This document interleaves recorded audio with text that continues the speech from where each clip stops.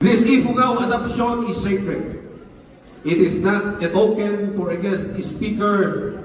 It's reserved for public servants who extended sincere hands even before the rites, out of compassion and duty, not politicking. For the record, last year, Madam, your office OBP helped Lamot with school supplies for elementary pupils, livelihood programs for our small entrepreneurs, food packs sa mga kasama kong solo parents, and after Typhoon Uwan, food packs sa mga affected families. These acts are deeply appreciated.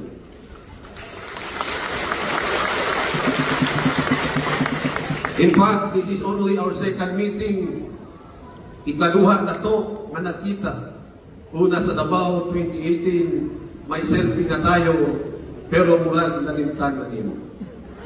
In English, the first was in Davao in 2018 when you were a mayor. We took a selfie, probably don't remember. But Lamot remembers, and we see in you the compassionate leader we need and the leader we hope to see in 2020. We cannot give you a precious token, but we offer this sacred right to show what is due to a benefactor.